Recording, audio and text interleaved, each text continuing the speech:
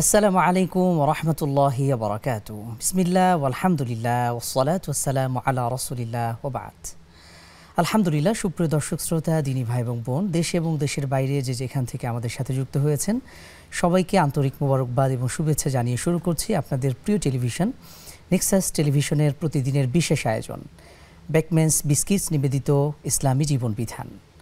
আলহামদুলিল্লাহ, প্রিয় দর্শক শ্রোতা, প্রোগ্রামটি নিয়ে সাথে আছে আমি ফজলে রাব্বি এবং অত্যন্ত আনন্দের সাথে জানাচ্ছি আজকে আমাদের সাথে একজন বিশেষজ্ঞ ইসলামী স্কলার যুক্ত আছেন।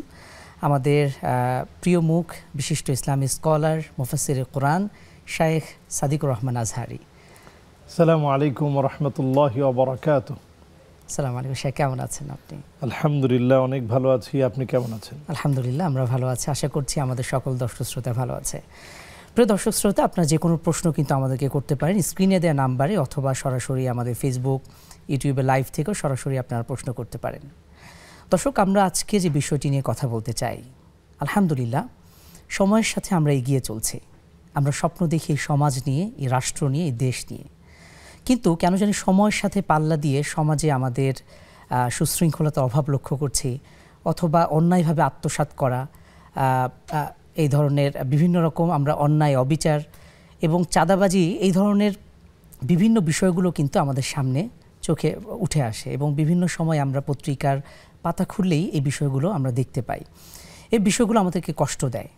তো আজকে আমরা এই বিষয়টি নিয়ে কথা বলতে চাই। শায়েখ, আমরা যেমনটি বলছিলাম যে কিছুদিন আগেও একটি ঘটনা ঘটে গেছে যে চাঁদাবাজি বা এই ধরনের দৃশ্য ধারণ করেছে এক সাংবাদিক, তাকে অন্যায়ভাবে পিটিয়ে হয়তো হত্যা করা হয়েছে।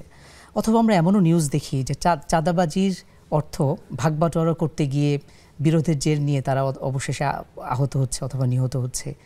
এই ঘটনাগুলো আমাদেরকে আসলে ব্যথিত করে এবং কোরআন সুন্নাহর আলোকে আমাদেরকে আসলে কি গাইডলাইন প্রদান করছে একটু জানতে চাই।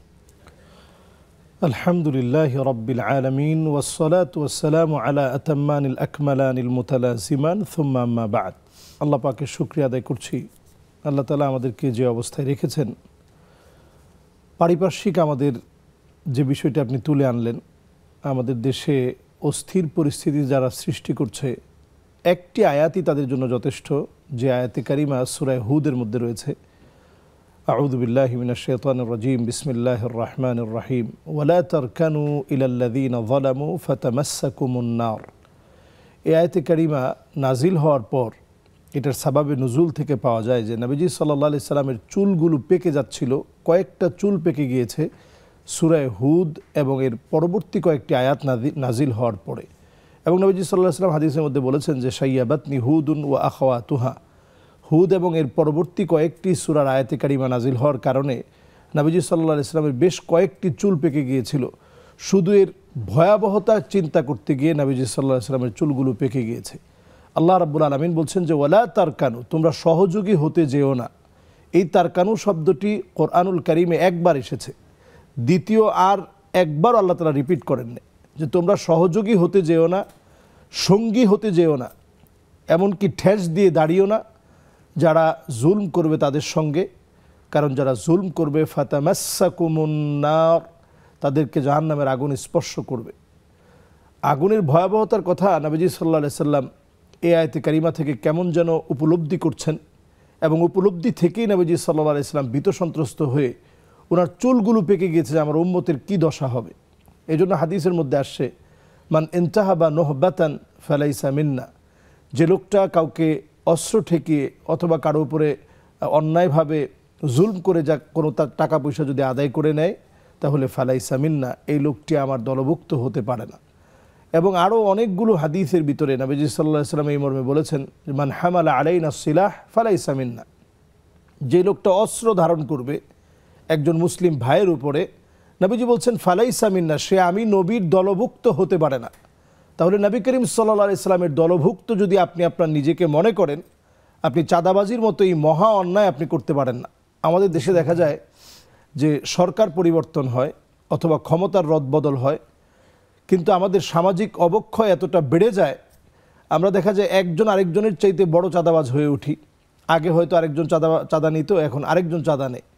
এই যে চাঁদাবাজির একটা সিস্টেম আমাদের দেশে চালু আছে, পরিষ্কার এটি এমন একটি বিষয় যেটি নবীজি সাল্লাল্লাহু আলাইহি সাল্লাম ভয়ঙ্করভাবে বলেছেন যে সে আমার দলভুক্ত হতে পারে না। এবং অন্য হাদিসের ভিতরে আসছে মান গশানা ফালাইসা মিন্না, যে ব্যক্তি ধোঁকাবাজি করে সে আমার দলভুক্ত না। এখন তো ধোঁকাবাজি না, প্রকাশ্যে এসে চাঁদা দাবি করা হচ্ছে, সেই চাঁদা না পেলে কুপিয়ে হত্যা করা হচ্ছে। সে সাংবাদিক হোক, সাধারণ স্কুলের একটা ছাত্র হোক। আপনারা নিশ্চয়ই দেখেছেন যে মগবাজারে একটা স্কুল ছাত্রকে চাপাতি দিয়ে আঘাতের পর আঘাত করা হচ্ছে, শুধুমাত্র তার ব্যাগটা নিয়ে যাওয়া হচ্ছে। ছোট মানুষ, সে তার ব্যাগের ভিতরে মূল্যবান জিনিস আছে, সে বারবার বলছে যে আমার ব্যাগটা আমাকে ফিরিয়ে দেন। তো এই রিকোয়েস্ট করার কারণে কিন্তু তাকে চাপাতি দিয়ে তাকে কোপানো হলো। এই যে ঘটনাগুলো এখন কিন্তু প্রতিনিয়ত সব জায়গায় ঘটছে, অত্যন্ত দুঃখজনক বিষয়। আমরা আবারও আসছি শাহেখ ইনশাআল্লাহ। আমাদের সাথে একজন দর্শক শ্রোতা আছেন। আসসালামু আলাইকুম ওয়া রাহমাতুল্লাহি ওয়া বারাকাতুহু। দুঃখিত, সম্ভবত লাইনটি কেটে গেছে। শাহেখ, আপনি যেমনটি বলছিলেন যে এই ধরনের ক্ষুদ্র ক্ষুদ্র অনেক ঘটনা আমরা কিন্তু দেখি এবং প্রতিনিয়ত জ্যামিতিক হারে যেন এই ঘটনাগুলো বেড়েই চলছে। জি জি, এটা থেকে আসলে বাঁচার উপায় তো আমাদেরকে বের করতেই হবে।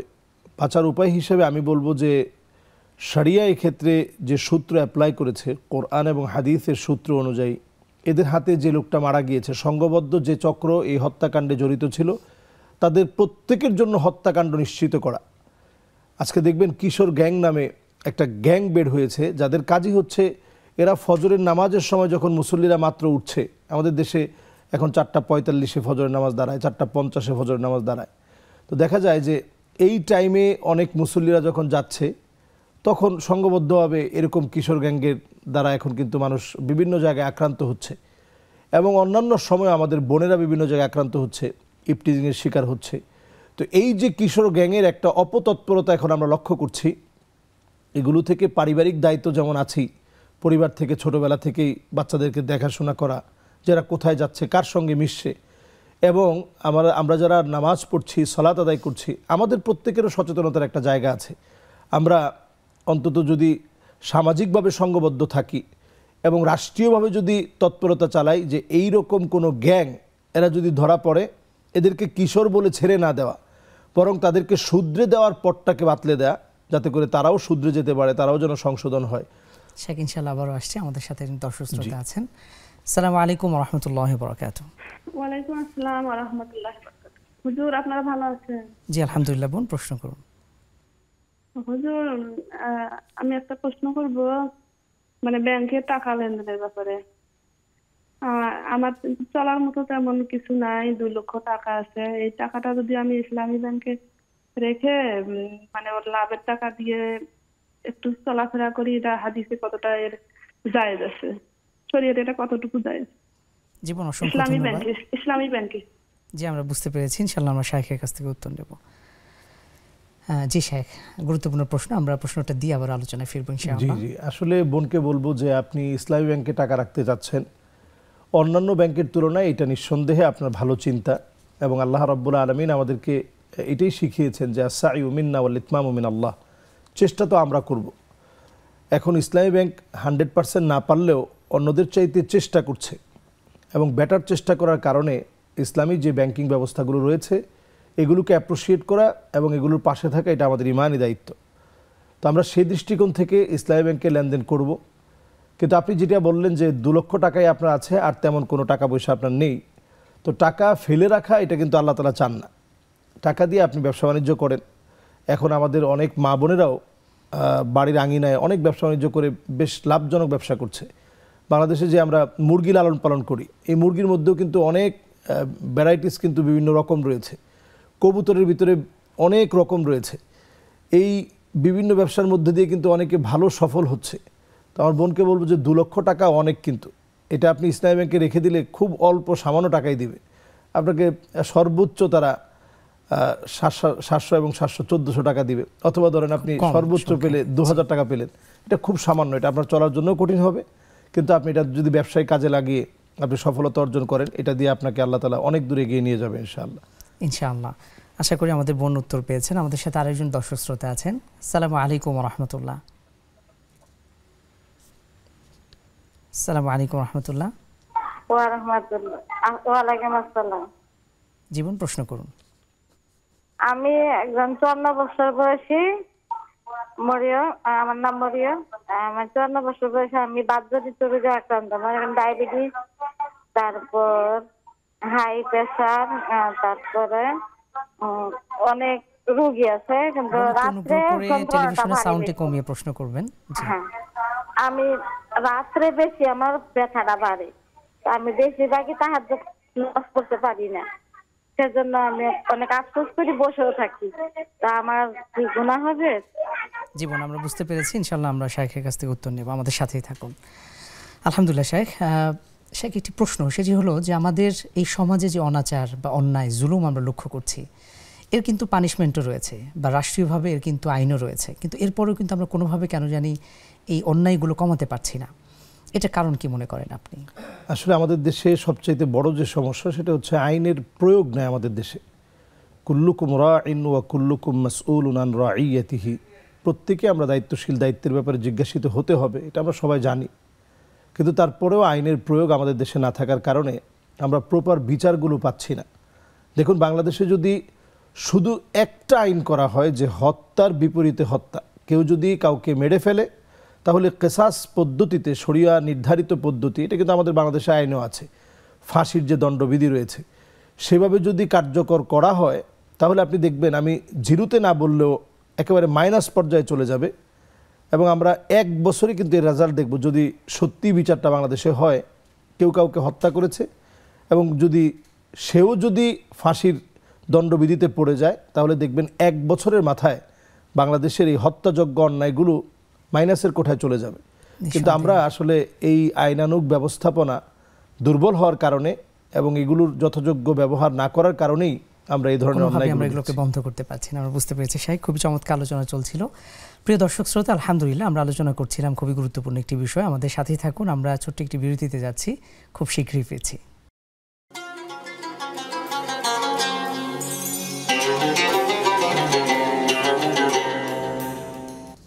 আসসালামু আলাইকুম ওয়া রাহমাতুল্লাহি ওয়া বারাকাতুহু। প্রিয় দর্শক শ্রোতা, দিনী ভাই এবং বোন, আলহামদুলিল্লাহ ছোট্ট বিজ্ঞাপন বিরতির পর আবারও একবার আন্তরিক মোবারকবাদ এবং শুভেচ্ছা জানাচ্ছি আপনাদের প্রিয় টেলিভিশন চ্যানেল নেক্সাস টেলিভিশনের প্রতিদিনের বিশেষ আয়োজন ব্যাকমেন্স বিস্কিটস নিবেদিত ইসলামী জীবন বিধান প্রোগ্রামটি নিয়ে সাথে আছে আমি ফজলে রাব্বি এবং আমার সাথে আজকে গেস্ট হিসেবে আছেন শাইখ সাদিকুর রহমান আজহারি। শাইখ, আমরা যেমনটি আলোচনা করছিলাম বিজ্ঞাপন বিরতির আগে, যে সমাজে এই যে চাঁদাবাজি, অন্যায়, জুলুম, এগুলো ক্রমান্বয়ে বেড়েই চলছে এবং আপনি বলছিলেন যে শুধুমাত্র রাষ্ট্রীয় আইন দিয়েই নয়, বরং নীতি নৈতিকতা এবং এই তাকওয়া বা খোদাভীতির জ্ঞান, এটা আসলে জরুরি। এবং আমার কাছে মনে হয় যে এই অন্যায় কাজগুলোর সাথে জুলুমের একটা সম্পর্ক রয়েছে এবং জুলুম নিয়ে তো কোরআন হাদিসে অসংখ্য ভয়াবহতার কথা এসছে, এই বিষয়গুলো একটু জানতে চাই। নবীজি সাল্লাল্লাহু আলাইহি সাল্লাম আমাদেরকে সতর্ক করেছেন, ইয়াকুমুয যুলম ফাইন্নায যুলমা যুলুমাতুন ইয়াউমাল কিয়ামা। আমরা ছোট ছোট বাচ্চারা যখন মক্তবে পড়ে, আমরা দেখি যে মক্তবের এই বাচ্চারা যে কয়টা হাদিস পড়ে তার মধ্যে এই হাদিসটা একটা, ইয়াকুমুয যুলম ফাইন্নায যুলমা যুলুমাতুন ইয়াউমাল কিয়ামা। নবীজি সতর্ক করেছেন যে জুলম থেকে তোমরা বেঁচে থাকো, কারণ এই জুলম এটা তোমাদের জন্য অন্ধকার বয়ে আনবে। কিয়ামতের দিন অন্ধকারের জায়গায় তোমাকে পৌঁছে দিবে এই জুলম। তো আমরা আমাদের সমাজে জুলম করার সময় জালেম কখনো মনে করে না যে আমি জুলম করছি। আপনি যদি কাউকে জুলম করে একটা থাপ্পড় মারেন, হতে পারে সেটা উহুদ পাহাড় পরিমাণ থাপ্পড় হয়ে আপনার জন্য ফেরত আসবে। আসলে 4টা কারণে ইমাম ইবনে কাইয়ুম জাওজি এই হাদিসের বড় চমৎকার ব্যাখ্যা করেছেন। আমরা এই জায়গাটিতে আসছি ইনশাআল্লাহ। আমাদের সাথে একজন দর্শক আছেন। আসসালামু আলাইকুম ওয়া রাহমাতুল্লাহি ওয়া বারাকাতুহু। আসসালামু আলাইকুম, ভালো আছেন ভাইয়া? জি আলহামদুলিল্লাহ বোন, আশা করি আপনি ভালো আছেন। আমার 3টা প্রশ্ন ছিল। জি। প্রথম প্রশ্নটা হচ্ছে, যদি কোনো ব্যক্তি সারাদিন সবসময় দরুদের উপরে থাকে, দরুদ ইব্রাহিম, তারপরে আস্তাগফিরুল্লাহ, মানে সবসময় ভিতরে থাকে, দরুদে না আস্তে আস্তে, কিন্তু বাথরুমে যাওয়ার সময় যদি দোয়া পড়ে, মাথায় কাপড় দিয়ে দোয়া পড়ে যায়, তারপরে যদি ভিতর থেকে সবসময় দুরূদটা আসে বা আস্তাগফিরুল্লাহ আসে বা আল্লাহর নাম, আল্লাহর দোয়া কালমা আসে, তাহলে কি গুনাহ হবে নাকি? জীবন বুঝতে পেরেছি। করতে চায় না, তারপরে ভিতর থেকে চলে আসে। জি জি, সেকেন্ড প্রশ্ন করবেন। যদি কোনো ব্যক্তি মানে তাহাজ্জুদ নামাজ পড়তো, আগে সবসময় বেশিরভাগ সময় তাহাজ্জুদ নামাজ পড়তো প্রতি রাত্রেই, কিন্তু হঠাৎ একদিন বাথরুমে যাওয়ার পরে কোমর থেকে পড়ে গেছে, মানে রোজা রাখবে, সেহরি খাইছে, নামাজ পড়ার জন্য বাথরুমে গেছে, কিন্তু সে কোমর থেকে পড়ে যায়, অজ্ঞান হয়ে গেছে। তারপরে থেকে সে শরীর এতই দুর্বল লাগে যে তাহাজ্জুদ নামাজ পড়ার জন্য ওঠে, রাত্রে সব ধরনের দোয়া কালমা পড়ি শোয়, মানে যতটুকু পারে, মানে যে আলহামদুলিল্লাহ, আয়াতুল কুরসি, সিতার কুল, তারপরে সূরা বাকারা শেষ 3 আয়াত, প্রথম 1 রুকু, মানে যতটুকু যা পারি এগুলো যদি পড়ে শোয়, তারপরে যদি উঠে যে শরীর ভালো না লাগে, উজু করে আসে যদি নামাজটা পড়তে না পারে, তাহলে গুনাহ হবে নাকি? জীবন বুঝতে পেরেছি। আরেকটি প্রশ্ন। হ্যাঁ, আর একটা প্রশ্ন মনে নাই। আচ্ছা, পরে ঠিক আছে বোন। জি আমাদের সাথে আরেকজন দর্শক আছেন। আসসালামু আলাইকুম রহমতুল্লাহ। সুপ্রিয় দর্শক, প্রশ্ন করুন। আসসালামু আলাইকুম। ওয়ালাইকুম আসসালাম রহমতুল্লাহ। 3টা প্রশ্ন। জি প্লিজ। আমরা জানি যে বিপদে পড়লে দান করলে বিপদ কাটে, এটা কি সহিহ হাদিসে আছে? আর সদকা ছাগল দেওয়া কি জায়েজ? জি, দ্বিতীয় প্রশ্ন আরেকবার প্লিজ। আর সদকা ছাগল সদকা দান করা কি জায়েজ? জি, বুঝতে আর পেরেছি। মসজিদে দান করা উত্তম না গরিবদের এতিমদের খাওয়ানো উত্তম? জি, খুবই সুন্দর। আমাদের সাথে থাকুন প্রিয় দর্শক। আমরা আরেকটা প্রশ্ন আছে আমার, আরেকটা প্রশ্ন আছে। জি। এই সুবহানাল্লাহ আজিম, সুবহানাল্লাহ আজিম ওয়া বিহামদিহি লা হাওলা ওয়ালা কুওয়াতা ইল্লা বিল্লাহ, এটা সকাল যে 3 বার। বিহামদিহি সুবহানাল্লাহিল আযীম লা হাওলা ওয়ালা কুওয়াতা ইল্লা বিল্লাহ। জি না, সুবহানাল্লাহ আজিম ওয়া বিহামদিহি, সুবহানাল্লাহ আজিম ওয়া বিহামদিহি লা হাওলা ওয়ালা কুওয়াতা ইল্লা বিল্লাহ, এটা সকালবেলা 3 বার পড়লে 4টা ওষুধ থেকে নিরাপদ থাকে। এটা কি সহিহ হাদিসে আছে? জি, অসংখ্য ধন্যবাদ বোন। আমাদের সাথে থাকুন, ইনশাআল্লাহ আমরা শাইখের কাছ থেকে উত্তর নেব। শাইখ, বেশ কিছু প্রশ্ন জমে গেছে, আমরা একটু প্রশ্নে যেতে চাই। একজন বোন প্রশ্ন করেছিলেন যে তিনি আসলে অসুস্থ, ডায়াবেটিস এবং অন্যান্য অসুস্থতা রয়েছে, এক্ষেত্রে তিনি সালাতুত তাহাজ্জুদ আদায় করতে পারছেন না, এক্ষেত্রে করণীয় কি হতে পারে? এবং আমরা দুজন বোনের প্রস্তুতি লক্ষ্য করেছি একই ধরনের যে প্রশ্ন। সালাতুত তাহাজ্জুদ না পড়লে গুনাহ হবে কিনা। এটা আসলে ম্যান্ডেটরি কোনো বিষয় না, এটা তাতাওয়ান, নফল একটি বিষয়, যার মাধ্যমে আল্লাহ রাব্বুল আলামিন বান্দার দারাজাকে আল্লাহ তাআলা বুলন্দ করে দেন, আল্লাহর নৈকট্য অর্জনে সহজ হয়। আল্লাহর নৈকট্য অর্জনে আমরা যদি পারি আমরা পড়ার চেষ্টা করব। আকরাবু মা ইয়াকুনুল আবদু মির রাব্বিহি ওয়া হুয়া সাজিদ ফাকসিরুদ দুআ। আল্লাহর কাছে সেজদা অবনত হলেই আল্লাহর কাছাকাছি যাওয়া যায়, দোয়াগুলো কবুল হয়। সেই নিমিত্তে আমরা চেষ্টা করব তাহাজ্জুদের নামাজে সেজদা অবনত হতে। যদি কেউ অসুস্থতার কারণে পড়তে না পারে, মা উলজিমা ফিহি কুলফা, আল্লাহ রাব্বুল আলামিন যেটা আপনার উপরে ম্যান্ডেটরি করেছেন সেটা হচ্ছে ফরজগুলোকে আল্লাহ তাআলা আবশ্যক করেছেন, এর বাহিরে যা আছে সেগুলো হচ্ছে তাতাওয়া বা নফল। নফল পড়ার মধ্য দিয়ে বান্দার স্থান আল্লাহ তাআলার কাছে অনেক বেশি কাছের হবে। আপনি যত বেশি আল্লাহর কাছের হবেন তত বেশি আপনি নফল আদায় করবেন।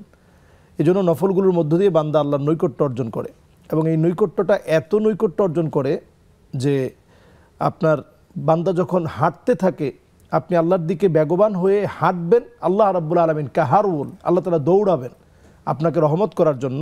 আল্লাহ রাব্বুল আলামিন এতটা বেশি কাছের বুঝিয়েছেন যে আপনি হাঁটবেন আপনার দুনিয়ার হাঁটার গতিতে, আল্লাহ রাব্বুল আলামিন দয়া করবেন আল্লাহর রহমতের গতিতে। তা আল্লাহর রহমতের কোনো সীমা পরিসীমা নাই, তিনি গফুর, গফফার, রহিম, রহমান। এজন্য আমরা যখনই তাতাউ বা নফলের বিষয় চিন্তা করব, এর মাধ্যমে আল্লাহ তাআলা আমাদেরকে অনেক বেশি দিবেন। আল্লাহু আতিয়াব ওয়া আকসার, এটার সাথে আমরা সম্পৃক্ত হওয়ার চেষ্টা করব। সম্ভব হলে আদায় করব, না হলে কোনো সমস্যা নেই, এতে কোনো বাধ্যবাধকতা নেই। জি, আমাদের সাথে আরেকজন দর্শক শ্রোতা আছেন। আসসালামু আলাইকুম ওয়া রাহমাতুল্লাহি ওয়া বারাকাতুহু। দর্শক, প্রশ্ন করুন। আসসালামু আলাইকুম। ওয়া আলাইকুম আসসালাম ওয়া রাহমাতুল্লাহ। আমি ছাত্রা সম্পর্কে একটু জানতে চাই। 1 নাম্বার হলো, আমার শাশুড়ি 3 থেকে 3.5 মাস পর্যন্ত নামাজ পড়তে পারেনি। ওনার মানে কাফারাটা কেমন করে দিতে হবে, এটা একটু জানাবেন। আর কাফারাটা কাদেরকে দেওয়া যাবে? জি, আর কোনো প্রশ্ন আছে বোন? আর একটা প্রশ্ন আছে, নানা নানির সম্পত্তির ভাগ কি আমার বড় আপা বড় বোন কেউ নাই, মানে তারা কি পায়? নানা নানি সম্পত্তি কার পাওয়ার কথা বলছেন? বড় আপা, আমার বড় বোন, দুলাভাই সবাই মারা গেছে। জি, আমরা বুঝতে পেরেছি। ছেলে মেয়ে আছে, তারা কি পায় নাকি? জি, আমরা ইনশাআল্লাহ প্রশ্নের উত্তর নেব। আমাদের সাথে থাকুন বোন। আলহামদুলিল্লাহ শেখ, আমরা আগের কিছু প্রশ্ন ছিল যে একজন বোন তিনি সারা দিন দোয়া, ইস্তেগফার, দরুদ এগুলো পাঠ করছেন, অনেক সময় এই যে তার অভ্যাস, তিনি সুন্দর একটু অভ্যাস করে নিয়েছেন, যদি বাথরুমে অথবা প্রাকৃতিক প্রয়োজন সারানোর ক্ষেত্রে, এক্ষেত্রেও যদি মুখ দিয়ে অথবা মনে মনে তিনি জপেন, কোনো সমস্যা হবে কিনা? না না, বাথরুমে গিয়ে এটা, কারণ যেটা আল্লাহ শানে এটা বেমানান, মা লা ইয়ালিকু আলা শানি, আল্লাহ শানে বেমানান এমন জায়গায় গিয়ে আপনি এই জিক্রগুলো করা যাবেন। তবে অন্যান্য যে সময় তিনি বলছেন যে অন্যান্য সময়ের মধ্যে তো জিক্র আপনি করবেনই, লাহুন্না দাউইয়ুন কা দাউইয়িন নাহাল, সেই বুখারীতে হাদিস আসছে যে এরকম মানুষদেরকে, এরকম জামাকে, এরকম গোষ্ঠীকে ফেরেশতারা খুঁজতে থাকে এবং আল্লাহর দরবারে প্রশংসা করতে থাকে যে লাহুন্না দাউইয়ুন কা দাউইয়িন নাহাল, মৌমাছির মতো এদের গুঞ্জনটা আল্লাহর কাছে খুব পছন্দ হয়। আল্লাহ তাআলা খুব প্রশংসা করেন যে আমার এই গোলাম, আমার এই বান্দা, আমার এই বান্দি, তারা একত্রিত হয়ে, তারা একা একা, তারা এই যে ঠোঁটটাকে ভিজিয়ে রেখেছে এবং গুনগুন করে আল্লাহকে ডাকছে, এটা আল্লাহ তাআলা খুব খুশি হন। এরপরে উনি বারবার দুরূদ শরীফের কথা বললেন। দুরূদ শরীফ অত্যন্ত ফজিলতপূর্ণ এবং এত বেশি ফজিলতপূর্ণ, নবী সাল্লাল্লাহু আলাইহি ওয়াসাল্লাম বলেছেন আকসারুহুম আলাইয়া সালাহ, যারা অধিক পরিমাণ দুরূদ শরীফ পড়বে এরা নবীজি সাল্লাল্লাহু আলাইহি সাল্লামের সবচেয়ে নিকটে যে বাড়িটা থাকবে, নিকটবর্তী বাড়ির মালিক হবে যে বেশি বেশি দুরূদ শরীফ পড়বে। তো আমরা দুরূদ শরীফটাও পড়তে পারি নির্দ্বিধায়, তবে অপবিত্র কোনো স্থানে আমরা আল্লাহর নাম আমরা নিব না, বরং আমরা ওইখানে প্রবেশ করার আগেই আমরা দোয়া পড়ে প্রবেশ করব, আল্লাহুম্মা ইন্নী আউযু বিকা মিনাল খুবসি ওয়াল খাবাইস পড়ে আমরা প্রবেশ করব ইনশাআল্লাহ। জি, অনেক অনেক শুকরিয়া শাইখ। আমাদের সাথে আরেকজন দর্শক শ্রোতা কানেক্ট হয়েছেন। আসসালামু আলাইকুম ওয়া রাহমাতুল্লাহ। দর্শক প্রশ্ন করুন। সালাম ভাইয়া, আসসালামু আলাইকুম ওয়া রাহমাতুল্লাহ। ওয়া আলাইকুম আসসালাম ওয়া রাহমাতুল্লাহ। ভাই আমার দুইটা প্রশ্ন। জীবন প্রশ্ন করুন। আমার একটা প্রশ্ন হয়েছে যে আমার হাজবেন্ড মারা গেছে আগে 5 মাস, তার কথা কি মনে হলে আমার গুনাহ হবে ভাইয়া? জীবন আরেকটি প্রশ্ন। আর একটা প্রশ্ন হয়েছে যে আমার ছেলে ভাইয়া, ভাই আমি অনেক আল্লাহ ভক্তওয়ালা, আল্লাহরে সবসময় ডাকি স্মরণ করি, আমার ভাইয়া খুঁজিয়ান লই খুব দুঃখ কষ্ট, আমার কি জন্য কষ্ট, দুঃখিত করে আমি, এই জন্য আমি কি আমল করতে পারি ভাইয়া? জীবন অসংখ্য শুকরিয়া, আমাদের সাথে থাকুন ইনশাআল্লাহ, আমরা শাইখের কাছ থেকে উত্তরগুলো জেনে নেওয়ার চেষ্টা করব। আলহামদুলিল্লাহ শাইখ, আরও কিছু পূর্বের প্রশ্ন ছিল, বিপদে পড়লে গুনাহ মাফ হয়, এ সংক্রান্ত কোনো হাদিস রয়েছে কিনা? হ্যাঁ, বিপদে পড়লে গুনাহ মাফ হয় এই সংক্রান্ত সহিহ মুসলিমে হাদিস রয়েছে, মা ইউসিবুল মুসলিমা মিন নাসাবিন ওয়ালা ওয়াসাবিন ওয়ালা হাম্মিন ওয়ালা হাজানিন ওয়ালা আদান ওয়ালা গাম্মিন হাত্তা শাওকাতি ইউশাকুহা ইল্লা কাফফারাল্লাহু বিহা মিন খাতায়াহু। নবী আলাইহিস সালাতু ওয়াস সালাম বলছেন, যখন কোনো মুসলিমের কোনো বিপদ হয়, মুসিবত হয়, ব্যবসায়িক কোনো ক্ষতির ভিতরে পড়ে যায়, এমনকি সর্বনিম্ন বোঝাতে গিয়ে নবীজি বলছেন যে একটা কাঁটাও যদি বিধে শব্দটা যদি উচ্চারণ করে, আল্লাহ রাব্বুল আলামিন গুনাহ খাতা মাফ করেন এবং আল্লাহ তাআলা তার দরজাকে বুলন্দ করে দেন। তো এর দ্বারা বোঝা যায় সুবহানাল্লাহ বিহামদিহি, যখনই বিপদে পড়বেন, আজাবান লি আমরিল মুমিন ইন্না আমরাহু কুল্লাহু খায়র, মুমিনদের বিষয়টা বড় আশ্চর্যজনক। তারা যখন বিপদে পড়ে তখন আল্লাহ রাব্বুল আলামিনের উপর ধৈর্য ধারণ করে, এই ধৈর্য ধারণের কারণে খুব অল্পের ভিতরে আল্লাহ তাআলা বিপদ থেকে তাকে উত্তরণের পথ আল্লাহ তাআলা বাতলে দেন। কাজেই বিপদের মধ্যে মুমিনের হারানোর কিছু নেই, সবকিছুতে আল্লাহ সুবহানাহু ওয়া তাআলা প্রতিদান রেখেছেন। শেখ, আমরা আসছি। হ্যাঁ, সুপ্রিয় দর্শক শ্রোতা, আলহামদুলিল্লাহ আপনারা দেখছেন নেক্সাস টেলিভিশনের বিশেষ আয়োজন ব্যাকমেন্স বিস্কিটস নিবেদিত ইসলামী জীবন বিধান। সময় হয়ে গেল ছোট্ট একটু বিরতিতে যাবার, বিরতির পর শীঘ্রই ফিরছি, আমাদের সাথেই থাকুন।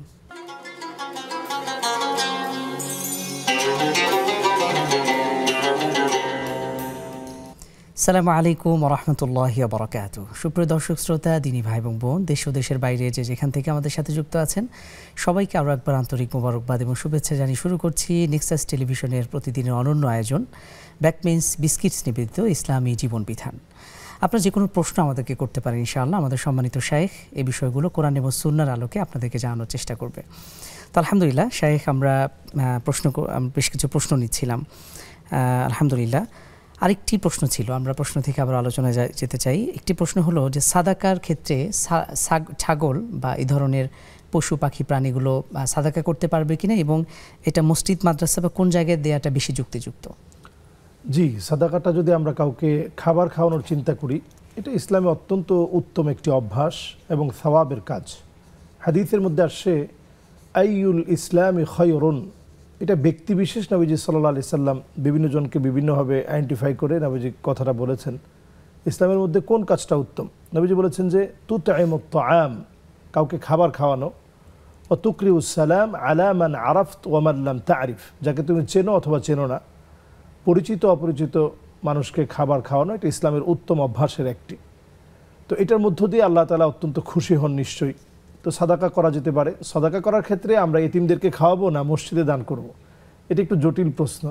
মসজিদে দান করা এটা যেমন অত্যন্ত উত্তম কাজ, আবার এতিমদেরকে পাশে থাকা, তাদের কাফালা, তাদের অভিভাবকত্ব গ্রহণ করা অত্যন্ত সওয়াবের কাজ।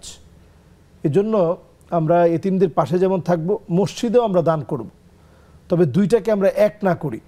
যখন মসজিদের প্রয়োজন, এই এলাকার মানুষ নামাজ পড়ার জন্য জায়গা পাচ্ছে না, ওই প্রেক্ষাপটে আপনি মসজিদে সহযোগিতা করবেন। সেটা যে অনেক বড় অঙ্ক হতে হবে তা না। আমরা সবসময় কোয়ান্টিটিটা খেয়াল করি কোয়ালিটির চাইতে। বরং আপনি যদি সামান্যও পারেন, আপনি ওইটা ইনশাল্লাহ তাদের সঙ্গে অংশগ্রহণ করবেন। মসজিদ বানানোর ক্ষেত্রে, নির্মাণের ক্ষেত্রে অংশগ্রহণ করব। এতিমের পাশে সামান্য কিছু দিয়ে হলেও আমরা সঙ্গে থাকব। এটাই আল্লাহ রাব্বুল আলামিন আমাদের কাছ থেকে চান। যদি আমরা এটা করতে পারি, তাহলে মান বানা লিল্লাহি মাসজিদান বানাল্লাহু লাহু বাইতান ফিল জান্নাহ, জান্নাতে আল্লাহ তাআলা বাড়ি নির্মাণ করে দিবেন ইনশাআল্লাহ। ইনশাআল্লাহ বিইذنিল্লাহি তাআলা। শেখ, ওই বোন আরেকটি প্রশ্ন ছিল যে তিনি একটি দোয়ার কথা বলেছেন, সুবহানাল্লাহি ওয়া বিহামদি, বা এই ধরনের কিছু একটি দোয়া, এটা কোনো ফজিলত রয়েছে কিনা, বা 3 বার পাঠের কথা বলেছিলেন। হ্যাঁ, এটা হাদিসের মধ্যে আসলে দোয়াটা তো স্পেসিফিক উনি যেভাবে বলছিলেন, আপনি যেভাবে বললেন দোয়াটা হবে ঠিক সেভাবে। তো দোয়াটা আসলে অনেকভাবে এসেছে, যেমন সুবহানাল্লাহি ওয়া বিহামদিহি, শুধু এতটুকুন যদি কেউ পড়ে 100 বার, হুত্তাত আনহু খাতায়াহু ওয়া ইন কানাত মিসলা জাবাদিল বাহর, তার গুনাহগুলো যদি সমুদ্রের ফেনা পরিমাণও হয়, আল্লাহ রাব্বুল আলামিন তার গুনাহগুলো মাফ করে দিবেন। সুবহানাল্লাহি ওয়া বিহামদিহি। এরপরে কালিমাতানি খাফিফাতানি আলাল লিসান সাকিলাতানি ফিল মিজান হাবিবাতানি ইলার রহমান সুবহানাল্লাহি ওয়া বিহামদিহি সুবহানাল্লাহিল আযীম, এটা আমরা পড়তে পারি। তো এই হাদিসের বিভিন্ন হাদিসের ভিতরে অসংখ্য ফজিলত রয়েছে। অলমোস্ট কথা হচ্ছে সুবহানাল্লাহি বিহামদিহি সুবহানাল্লাহিল আযীম লা হাওলা ওয়ালা কুওয়াতা ইল্লা বিল্লাহ, এটা হচ্ছে কানজুম মিন কুনুজিল জান্নাহ, আল্লাহ জান্নাতের একটা খনি। তো এটা আমরা যেভাবে পারি আমরা পড়ার চেষ্টা করব ইনশাআল্লাহ। এবং এই ক্ষেত্রে সংখ্যা নির্ধারণ না করা, সংখ্যা নির্ধারণ না করা, মূল বিষয়টা হচ্ছে সংখ্যা নির্ধারণ না করে আমরা পড়তে থাকবো ইনশাআল্লাহ, যতবার ইচ্ছা পড়তে পারি। আলহামদুলিল্লাহ, আমাদের সাথে আরেকজন দর্শক শ্রোতা যুক্ত হয়েছেন। আসসালামু আলাইকুম ওয়া রাহমাতুল্লাহ। ওয়া আলাইকুম আসসালাম ওয়া রাহমাতুল্লাহি ওয়া বারাকাতুহু। হুজুর, জি প্রিয় ভাই, আমি প্রশ্ন করুন। বলতেছি মোহাম্মদ ইকরামুল হক, জি বামনডাঙ্গা গাইবান্ধা থেকে বলতেছিলাম, গাইবান্ধা। জি হুজুর, আপনারা ভালো আছেন হুজুর? জি আলহামদুলিল্লাহ, আমরা ভালো আছি। আশা করি প্রিয় ভাই আপনিও ভালো আছেন। প্রশ্ন করবেন। জি জি জি, প্রশ্ন হচ্ছে, আমি হুজুরের কাছে জানতে চাই, একটি জিনিস জানতে চাই। আমি জোহরের নামাজ পড়বো, হ্যাঁ, নামাজের আগে গোসল ছেড়ে যে আমার উযু করতে হবে কিনা, গোসল করলে উযু করতে হবে কিনা, জি খুবই পরে গুরুত্বপূর্ণ পরে প্রশ্ন। পরে উযু করতে হবে কিনা। যে আমাদের সাথেই থাকুন প্রিয় ভাই, ইনশাআল্লাহ আমরা শাইখের কাছ থেকে উত্তর নেব। আলহামদুলিল্লাহ শাইখ, আরও কিছু প্রশ্ন বাকি ছিল। আমাদের একজন বোন প্রশ্ন করেছিলেন যে তার শাশুড়ি, তিনি অসুস্থতাজনিত কারণে 3-4 মাস ধরে তিনি সালাত আদায় করতে পারছেন না, এবং এই সালাতের কাফারা দিতে হবে কিনা, বা দিলে কি কোন পদ্ধতিতে দেবেন? না, সলাতের কোনো কাফারা দিতে হবে না। সলাতের ব্যাপারে খেয়াল রাখতে হবে, রুফি আল কালাম আনিস সালাসা, আল্লাহ রাব্বুল আলামিন 3 জনের কাছ থেকে কলম উঠিয়ে নিয়েছেন। এর মধ্যে একজন হচ্ছে একবার অসুস্থ মানুষ, আল্লাহ তাআলা তার কাছ থেকে কলম উঠিয়ে নেন। যদি এমন মুমূর্ষু অবস্থা হয় যে নামাজ পড়ার কোনো হালতে তিনি নাই, ওনার জ্ঞান নেই, একেবারে অসুস্থ অবস্থায় আছে, উঠতে পারে না, বসতে পারে না, চোখ খুলতে পারে না, যদি এমন হয় তাহলে ওই অবস্থার নামাজের ব্যাপারে তাকে কোনো জবাব দিতে হবে না। আর যদি সামান্য হুঁশও থাকে, অন্যজন হলেও শুয়ে শুয়ে ওনাকে নামাজ পড়িয়ে দিতে হবে, ইশারায় হলেও নামাজ পড়িয়ে দিতে হবে। নামাজ থেকে কোনো মাফ নেই, নামাজটা অত্যন্ত গুরুত্বপূর্ণ, কাজে এর কোনো কাফারা হয় না। আমরা অনেক সময় মনে করি যে একটু অসুস্থ হয়েছে, মাথা ব্যথা হচ্ছে, অথবা প্রেশার বেড়ে গিয়েছে, অথবা ডায়াবেটিক্সটা নিয়ন্ত্রণের বাহিরে, এখন আর নামাজের দরকার নেই, এটা কাফারা দিয়ে দিব, এরকম কোনো সিস্টেম ইসলামে নেই। সুতরাং কাফারার কথা বলে নামাজ ছেড়ে দেওয়ার কোনো সুযোগ নাই। কষ্ট হলেও ওনাকে আমাদের দায়িত্ব থেকে নামাজ পড়িয়ে দিতে হবে। অর্থাৎ সালাতের ক্ষেত্রে কোনো কাফারা হয় না, কিন্তু সিয়ামের ক্ষেত্রে কাফারা হয়। সিয়ামের ক্ষেত্রে কাফারা হবে, সেখানে আপনি ফিদিয়া দিয়ে দিবেন। জি খুবই গুরুত্বপূর্ণ। আলহামদুলিল্লাহ, আরেকটি প্রশ্ন করেছিলেন, সেটি হলো তার বড় বোন রয়েছে, নানা নানি সম্পত্তিতে তিনি বা তার বড় বোন অংশীদার পাবেন কিনা, বা উত্তরাধিকার যদি ওয়ারিশ না থাকে, যিনি নানির যদি কোনো ছেলে না থাকে, অথবা যদি মেয়েও চলে যায়, মূলত অংশীদার তো হচ্ছে ছেলে মেয়ে, তো ছেলে মেয়ের মধ্যে যদি ছেলেও না থাকে, মেয়েরাও চলে যায়, তাহলে তো অবশ্যই নাতি নাতকর যারা আছে তারা এই জমি থেকে অংশ পাবে। জি অসংখ্য শুকরিয়া শাইখ। আমাদের আরও প্রশ্ন ছিল যে তার স্বামী প্রায় 5 মাস হলো মারা গিয়েছেন, তো স্বামীকে এখনও মনে পড়ে বা স্বপ্নে হয়তো দেখেন, এক্ষেত্রে কোনো গুনাহ হবে কিনা? না না, এটা তো অবশ্যই আপনি দেখবেন এটা তো খুব স্বাভাবিক ব্যাপার, এটা মহাব্বতের জায়গা থেকে। নবীজি সাল্লাল্লাহু আলাইহি সাল্লামই যেহেতু আম্মাজানকে সবসময় ফিল করতেন, খাদিজা রাদিয়াল্লাহু তাআলা আনহার কথা মনে হলে নবীজি কেঁদে ফেলতেন, এবং নবীজি সাল্লাল্লাহু আলাইহি সাল্লাম খাদিজা রাদিয়াল্লাহু তাআলা আনহার স্মৃতিকে বুকে লালন করে রেখেছেন সারাটা জীবন ধরে, এত বেশি ভালোবেসেছেন। তো এটা সওয়াবের কাজ, এবং চিন্তার পরিশুদ্ধতা থেকে এটা অত্যন্ত ভালো মনের পরিচয় যে আপনি আপনার স্বামীকে মনে রেখেছেন, স্বপ্ন দেখেন, এটা অনেক বড় বিষয়। তো এটা কোনোভাবেই গুনার কারণ না, বরং এটা সওয়াবের বিষয় হবে, আপনাদের মহব্বতের ভালোবাসার এটা অনুপ্রেরণা হবে। এতে করে আপনি আপনার স্বামীর জন্য দোয়া করবেন। কোন হালতে দেখতেছেন এটা হচ্ছে বিষয়। স্বপ্ন মানুষ 3টা ক্যাটাগরিতে দেখে, যদি দিনের বেলায় হয় তাহলে এটা নিয়ে ভয় পাওয়ার কোনো কারণ নেই। অনেক সময় রাত্রিবেলায় ফজরের আগ মুহূর্তের সময়টায়, এই সময়ের স্বপ্নটা অত্যন্ত গুরুত্বপূর্ণ। এই সময় আপনার স্বামীকে আপনি কোন হালতে দেখতেছেন, ওই অবস্থার উপরে আপনি একজন বড় আলেমের কাছে অথবা আমাদের এই ধরনের প্রোগ্রামে আপনি যদি স্বপ্নের ব্যাখ্যা জানতে চান, আমরা ওই ব্যাখ্যার মধ্য দিয়ে বোঝা যাবে। যদি তিনি হাস্যোজ্জ্বল অবস্থায় থাকেন তাহলে তো আলহামদুলিল্লাহ, আপনি সদকা করে দিবেন এবং আপনি নিজেও খুশি থাকবেন যে উনি ভালো অবস্থায় আছে। যদি এমন কোনো অবস্থা দেখেন যে ওনার কাপড়টা একবার জীর্ণ শীর্ণ হয়ে গেছে, শুকিয়ে গেছেন, তাহলে বলবো যে আপনি ওনার জন্য দান খায়রাত করবেন, আল্লাহর কাছে ওনার জন্য দোয়া করবেন। অসংখ্য শুকরিয়া শেখ। আমাদের সাথে একজন দর্শক যুক্ত আছেন। আসসালামু আলাইকুম ওয়া রাহমাতুল্লাহি ওয়া বারাকাতুহু। প্রিয় দর্শক, প্রশ্ন করুন। ওয়ালাইকুম আসসালাম। আসসালামু আলাইকুম। ওয়ালাইকুম আসসালাম ওয়া রাহমাতুল্লাহ। জি হুজুর, আমার প্রশ্ন ছিল 2টা। একটা হলো আমরা যে সূরা হাসরের 3 আয়াতের সাথে আউযু বিল্লাহি সামিউল আলিম মিনাশ শাইতানির রাজিম এটা পড়ি, এটা কোন জায়গায় দেখতেছি এটা কোনো ফজিলত নয়, আবার কেউ কেউ বলতেছে ফজিলত আছে, এটা একটু জানাবেন। আর আর আর হলো আমার স্বামী আগে নামাজ পড়তো না, এখন আলহামদুলিল্লাহ পরে। এখন আগের নামাজগুলা কি কোনো কাজা করা যায়, কাজা করা যাবে কিনা, আদায় হবে কিনা একটু জানালে উপকৃত হব। অসংখ্য শুকরিয়া বোন, আমাদের সাথে থাকুন, ইনশাআল্লাহ আমরা উত্তর নেবার চেষ্টা করব। শেখ, আরও কিছু প্রশ্ন জমে আছে। একজন বোন প্রশ্ন করেছিলেন যে তিনি আসলে তার জীবনযাপনের ক্ষেত্রে নানা রকম ডিফিকাল্টিস বা দুঃখ কষ্ট এটা আসলে সবার জীবনেই থাকতে পারে। তো তিনি প্রশ্ন করেছেন যে এটা কেন তার ক্ষেত্রে হয় এবং এখান থেকে উত্তরণের কোনো উপায় আছে কিনা। এটা আসলে আমরা আগেও বলেছি যে মোমেন জীবনে আসলে হারানোর কিছু নেই, পুরোটাই হচ্ছে প্রাপ্তির। আপনি আপনার জীবনে হতাশা, দুঃখ, দুর্দশাগ্রস্ত যখনই হবেন, আপনি আল্লাহর কাছে নিজেকে আরও বেশি সঁপে দিবেন এবং মনে করবেন যে আল্লাহ তাআলা যদি আপনাকে খাইয়ে খুশি থাকেন, আপনি খুশি থাকতে হবে। আল্লাহ তাআলা যদি আপনাকে না খাইয়ে রাখেন, এটার মধ্যে আপনার খুশি থাকতে হবে। আজকে যদি ফিলিস্তিনের বাচ্চাদের দিকে আমরা তাকাই, তারা কিন্তু ক্ষুধার্ত অবস্থায় আছে, জীর্ণ শীর্ণ অবস্থায় আছে, কিন্তু সেই অবস্থাতেও তাদেরকে প্রশ্ন করা হলে যে কেমন আছো, তারা কিন্তু অকপটে জবাব দিচ্ছে যে আলহামদুলিল্লাহ। এবং হাদিসের মধ্যে আসছে আউয়ালু মা ইউদআ ইলাল জান্নাহ আল হামিদুন, আল্লাহর জান্নাতে প্রথম কাতারের মেহমান হবে তারা যারা প্রশংসাকারী ছিল, ফিস সাররাই ওয়াদ দাররা, সুখে এবং দুঃখে, কষ্টে এবং আনন্দে। তো আপনি যে বালা মুসিবতের মধ্যে আছেন অথবা আল্লাহ তাআলা আপনাকে পরীক্ষা নিচ্ছেন, এই অবস্থায় আপনি আল্লাহর উপরে ধৈর্য ধারণ করেন। যেই পরীক্ষায় প্রশ্নটা একটু কঠিন হয়, খাতাটা একটু সহজ করে দেখতে বলা হয়, আবার যে পরীক্ষায় প্রশ্নটা একেবারে খুবই সহজ হয়ে যায়, খাতাটা একটু হার্ড করে দেখতে বলা হয়। তো আপনার ক্ষেত্রে আল্লাহ তাআলা যে পরীক্ষা নিচ্ছেন, অবশ্যই আল্লাহ তাআলা আপনাকে ভালো অনেক ফলাফল দিবেন ইনশাআল্লাহ। অর্থাৎ হতাশ হবার কিছু নেই এবং এক্ষেত্রে করণীয় হচ্ছে সবর করা, ধৈর্য ধারণ করা। আল্লাহ সুবহানাহু ওয়া তাআলা এর উত্তম বিনিময় দান করবেন ইনশাআল্লাহ। আলহামদুলিল্লাহ, দর্শক শ্রোতা, আমরা খুবই গুরুত্বপূর্ণ আলোচনা করছিলাম এবং আমরা বিভিন্ন প্রশ্নের উত্তরগুলো কোরআন এবং সুন্নাহর আলোকে দেবার চেষ্টা করছি। এই পর্যায়ে সময় হয়ে গিয়েছে ছোট্ট একটি বিরতিতে যাবার। আমাদের সাথেই থাকুন, ফিরছি ছোট্ট বিরতির পর।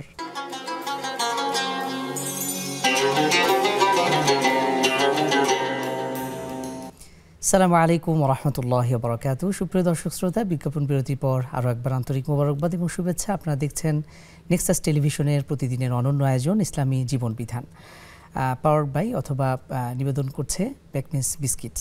তো আলহামদুলিল্লাহ শেখ, আমরা খুবই গুরুত্বপূর্ণ আলোচনা করছিলাম, অনেকগুলো প্রশ্ন এখনও জমা রয়েছে। গাইবান্ধা থেকে একজন ভাই প্রশ্ন করেছিলেন, ইকরামুল ভাই। তিনি প্রশ্ন করেছেন যে তিনি গোসল করছেন এবং জোহরের সালাতের প্রস্তুতির জন্য, এই সালাতের জন্য গোসলের পর আলাদা করে ওযু করতে হবে কিনা? না, আমরা যদি বিসমিল্লাহ বলে এবং আমরা যদি একটু ভালো করে গড়গড়া করে নেই, নাকে পানি দিয়ে নেই, সমস্ত শরীর যদি ধৌত করি, তাহলে আর ওযু করার দরকার নেই। এটার মধ্য দিয়েই ইনশাআল্লাহ আপনার অজুর যে হকগুলো রয়েছে, অজুর যে ফরজগুলো রয়েছে সব আদায় হবে, গোসলের ফরজটাও আদায় হবে যদি আপনি সুন্দর করে একটু আগে থেকে নিয়ত করবেন। নিয়ত মানে আপনি যেহেতু গোসল করছেন এটি তো নিয়ত হয়ে গেল, এরপর আপনি বিসমিল্লাহ বলবেন, এরপর আপনি সুন্দর করে গড়গড়া করবেন, নাকে পানি দিবেন, এর মধ্য দিয়ে আপনি যে গোসলটা করবেন সেক্ষেত্রে আর রিপিট অজু করার কোনো প্রয়োজন নেই।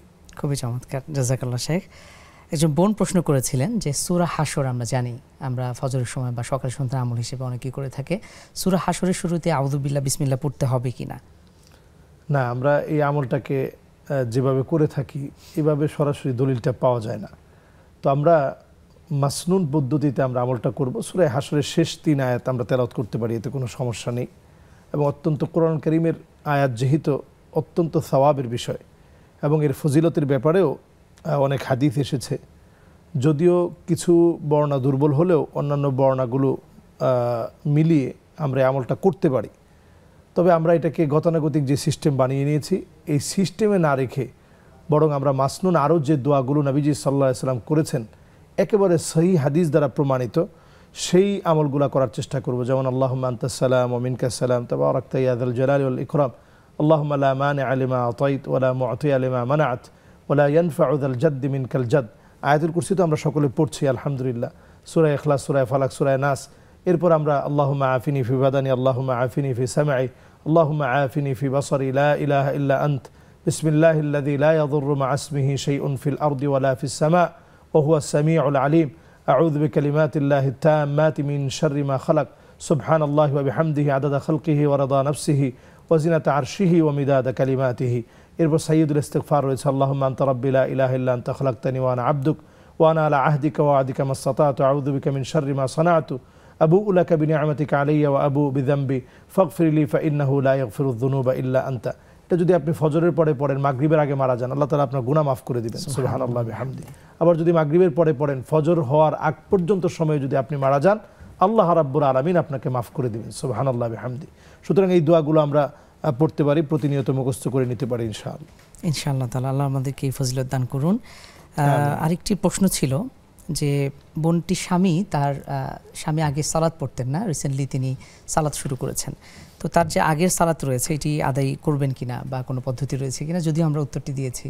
জি জি, আপনি পড়বেন, মাঝে মাঝে পড়ে আল্লাহর কাছে মাপ চাবেন। এটাকে ওমরি কাজা বলা হয়। এই ওমরি কাজা যেটা, এটা হানাফি মাযহাব অনুযায়ী অথবা হানাফি স্কলারদের কাছে অত্যন্ত গুরুত্বের সাথে এই বিষয়টি উল্লেখ করেছেন। যদিও অন্যান্য মাযহাবে এটি যেহেতু নির্দিষ্ট করা যায় না যে কয় ওয়াক্ত নামাজ আপনার কাছ থেকে ছুটে গিয়েছে, কিন্তু হানাফি মাযহাবে এটাকে অত্যন্ত গুরুত্বের সাথে দেখা হয়েছে এবং গুরুত্বের কিছু কারণও রয়েছে। যদি আপনি নামাজটা পড়ে আল্লাহর কাছে বলেন যে আল্লাহ আমি তো জীবনে এই নামাজ আল্লাহ আমার কাছ থেকে বাদ হয়ে গিয়েছে, আল্লাহ আজকে আমি একটু নামাজ পড়লাম, আল্লাহ আপনি আমার গুনাহ মাফ করে দিয়েন। এবং হাদিসের মধ্যে আসছে ফরজের ঘাটতি যখন আল্লাহ তাআলা দেখবেন, আল্লাহ তাআলা প্রশ্ন করবেন হাল মিন তাতাওয়ু, এই লোকটার কি নফল কোনো নামাজ আছে? তখন এই নফল নামাজগুলোর মধ্য দিয়েই আপনি যে অতিরিক্ত নামাজগুলো পড়লেন আল্লাহকে খুশি করার জন্য, এর দ্বারাই আল্লাহ তাআলা আপনাকে মাফ করে দিবেন, সুবহানাল্লাহ। অর্থাৎ তিনি যদি পেছনের কাজা নামাজ আদায় করতেই চান তাহলে সেক্ষেত্রে একটা আনুমানিক হিসাব করে তিনি আদায় করতে পারেন। জি, আনুমানিক হিসাব করে আদায় করতে পারেন। জাযাকাল্লাহ শেখ। আমাদের ফেসবুকে কিছু প্রশ্ন এসেছে। মাহফুজা মুস্তাফা নামে একজন বোন প্রশ্ন করেছেন যে ছোটবেলায় তিনি বেশ কিছু রোজা রাখেন নাই, এক্ষেত্রে এখন কিভাবে আদায় করতে পারেন? আপনি বোন নফল রোজাটা বেশি বেশি রাখবেন। ওটা যদি নির্দিষ্ট না থাকে তাহলে তো ওই নির্দিষ্ট রোজা ছাড়া আপনি কিভাবে ওইটাকে ফাইন্ড আউট করবেন?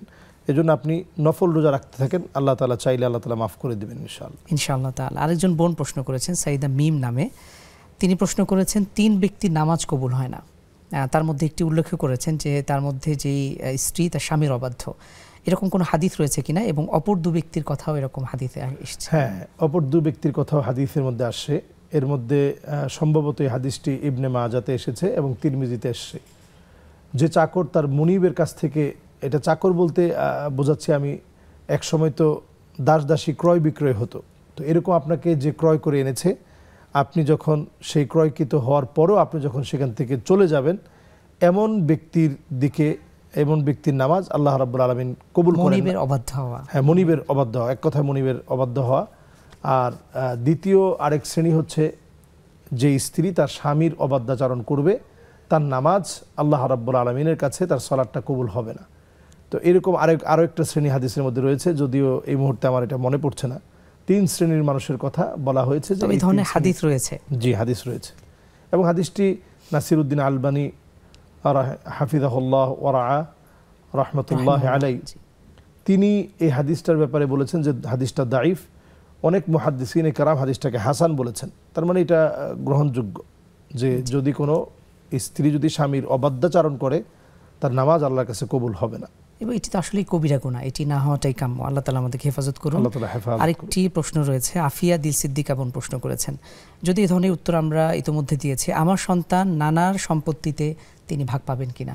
হ্যাঁ, নানার সম্পত্তিতে ভাগ পাবে তখন যখন নানার ছেলে নেই অথবা নানার মেয়েরা নেই।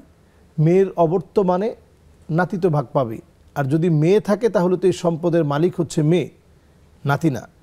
নাতি মালিক হবে তখন যখন মেয়ে না থাকবে, তখন নাতিরা সম্পদের অংশীদার হবে। আশা করি আমাদের বোনটি প্রশ্নের উত্তর পেয়েছেন। শেখ, আমরা যেমনটি আলোচনা করছিলাম যে আমরা কোনোভাবেই যেন অন্যের প্রতি জুলুম না হয়ে যায়, অর্থ প্রভাব প্রতিপত্তি খাটিয়ে যে কোনোভাবে ভয় দেখিয়ে অর্থ আদায় করা, এটি আসলে ইসলামের দৃষ্টিতে খুব ভয়ঙ্কর গুনাহ, আপনি যেমনটি উল্লেখ করেছেন। এ ব্যাপারে খুব সংক্ষেপে আর একটু জানতে চাই, আমরা সময় হয়ে গেছে, শেষ দিকে আমরা আছি। জি, আমরা যদি এক কথায় বলতে চাই, নবীজি সাল্লাল্লাহু আলাইহি সাল্লাম ইন্তেকালের পূর্বেও বক্তব্য দিতে গিয়ে নবীজি বলেছেন যে তোমরা কেউ যদি থাকো যার উপরে আমি জুলুম করে ফেলেছি, ফালিয়াক্তাস মিন্নি ক্বাবলাল কিসাসি ইয়াউমাল কিয়ামা, তাহলে আমার কাছ থেকে প্রতিশোধ নিয়ে নাও। সাহাবায়ে কেরামের মধ্যে কান্নার রোল পড়ে গেছে যে নবীজি সাল্লাল্লাহু আলাইহি সাল্লামের কাছ থেকে আমরা কি প্রতিশোধ নেব? তিনি আমাদেরকে নিজে না খেয়ে খাইয়েছেন, নিজে কষ্ট করেছেন, কিন্তু আমাদেরকে কষ্ট পেতে দেননি। তো এত কিছুর পরেও নবীজি বলছেন যে তোমরা আমার কাছ থেকে প্রতিশোধ নিয়ে নাও, ক্বাবলাল কিসাসি ইয়াউমাল কিয়ামা, কিয়ামতে আল্লাহ রাব্বুল আলামিনের কাছে জবাব দেওয়ার পূর্বে। ওমর রাদিয়াল্লাহু তাআলা আনহু একেবারে মুমূর্ষ অবস্থায় কথা বলছিলেন যে আমার কাছ থেকে প্রতিশোধ নিয়ে নাও, যদি আমি কারো কোনো হক ঠকিয়ে থাকি এখনই আমি ওমরের কাছ থেকে প্রতিশোধ নিয়ে নাও। তো আসলে আমরা মানুষের কাছে যারা অন্যায় করে ফেলেছি, জুলুম করে ফেলেছি, মানুষের প্রতি অবিচার করে ফেলেছি, চাঁদাবাজি করে ফেলেছি, আমরা হাত ধরে ওই ভাইয়ের কাছ থেকে মাফ চেয়ে নেই। যদি আপনি শহীদ হয়েও মারা যান, মানুষের ওই হকটাকে ঠকিয়ে যদি শহীদ হয়েও মারা যান, আল্লাহ তাআলা কিন্তু আপনাকে মাফ করবে না। শহীদের সব মাফ, কিন্তু এই হকটাকে আল্লাহ তাআলা মাফ করবেন না। এই জন্য অত্যন্ত সতর্কতার সাথে আমরা বলছি, দায়িত্বের সাথে বলছি, মানুষের হকের ব্যাপারে সবচেয়ে বেশি সজাগ হওয়া উচিত। এখানে প্রসঙ্গক্রমে এসেই যায় হকুল্লাহ এবং হকুল ইবাদ, আপনি যেমনটি উল্লেখ করছেন। আমাদের এই ব্যাপারে আসলে কনসার্ন থাকে না। আমরা অনেক সময় মনে করি যে আল্লাহ তাআলার ইবাদত করছি বা করছি না, কিন্তু অনেক ক্ষেত্রে মানুষের উপর জুলুম করে ফেলছি। আপনি যেমনটা বলছিলেন, এ সংক্রান্ত যদি আরও একটু আমাদেরকে আলোকপাত করতেন। জি, আসলে আমরা বান্দার হকের ব্যাপারে একেবারেই আমরা বেখবর। আমরা এতটা বেখবর, আমরা নামাজ পড়ছি, লোকটার মুখে হয়তো দাঁড়িয়ে আছে, তিনি হয়তো তাহাজ্জুদ পড়েন, এমন হতে পারে যে তিনি ভালো দান সদকাও করেন, হজ করেন, ওমরা করেন, সব করেন, কিন্তু পরের হকের ব্যাপারে ময়লাটা ফেলার ক্ষেত্রে আরেকজনের বাড়ির সামনে আপনি ময়লাটা ফেললেন, আরেকজনের কষ্ট হয়, এমন সব কাজ, সব আয়োজন আপনার জীবনের মধ্যে রইল। এটা অত্যন্ত বর্জিত কাজ এবং অত্যন্ত বিবর্জিত কাজ হিসেবে ইসলাম এটাকে চিহ্নিত করেছেন। নবীজি সাল্লাল্লাহু আলাইহি সাল্লাম এই ব্যাপারে অত্যন্ত গুরুত্ব দিয়েছেন। কাআন্নাহু ইউয়ারিসাহুম, এই প্রতিবেশী এবং আশেপাশের লোকদের হকের ব্যাপারে এত বেশি নবীজি বলতেন, সাহাবায়ে কেরাম বলতেন এবং আম্মাজানরা মনে করতেন যে না জানি নবীজি কখন বলে ফেলে যে এরা হচ্ছে তোমাদের ওয়ারিস, তোমার সন্তান যেভাবে সম্পদ পাবে এদেরকেও সম্পদ দেওয়া লাগবে। মানে এত বেশি পরিমাণ প্রতিবেশীর হকের কথা নবীজি সাল্লাল্লাহু আলাইহি সাল্লাম বারবার বলতেন, বারবার রিপিট করতেন। আল্লাহ সুবহানাহু ওয়া তাআলা আমাদেরকে এই ধরনের জুলুম থেকে, অত্যাচার থেকে, অন্যায়, চাঁদাবাজি, সুদ, ঘুষ সব রকম বিষয় থেকে আল্লাহ তাআলা আমাদেরকে হেফাজত করুন। আমিন আমিন। আলহামদুলিল্লাহ। সুপ্রিয় দর্শক শ্রোতা, আমরা খুবই গুরুত্বপূর্ণ একটি বিষয় আলোকপাত করছিলাম। আল্লাহ সুবহানাহু ওয়া তাআলা ইরশাদ করছেন, ইয়া ইবাদি ইন্নী হাররামতু যুলমা ওয়া ইন্নী হাররামতু ইন্নী জাআলতুহু মুহাররামান বাইনাকুম। আল্লাহ সুবহানাহু ওয়া তাআলা নিজের উপরে তিনি জুলুমকে হারাম ঘোষণা করেছেন এবং সেটা মানুষদের জন্য হারাম। কোনোভাবেই যেন আমার মাধ্যমে অপর কোনো ব্যক্তির উপর কোনোভাবে জুলুম না হয়ে যায়, অন্যায় অবিচার না হয়ে যায় এবং অন্যায়ভাবে যেন আমরা কোনো অর্থ আত্মসাৎ না করি। আল্লাহ তাআলা আমাদেরকে হেফাজত করুন। শেখ, আপনাকে অসংখ্য ধন্যবাদ, শত ব্যস্ততার মধ্যে আমাদেরকে সময় দিয়েছেন। জাযাকাল্লাহু খায়রান। সুপ্রিয় দর্শক শ্রোতা, সময় হয়ে গেল চলে যাবার। ইনশাআল্লাহ পরবর্তী কোনো আয়োজনে আপনাদের সাথে আবারও দেখা হবে। ততক্ষণ পর্যন্ত ভালো থাকুন, সুস্থ থাকুন, আমাদের সাথেই থাকুন। আসসালামু আলাইকুম ওয়া রাহমাতুল্লাহি ওয়া বারাকাতুহু।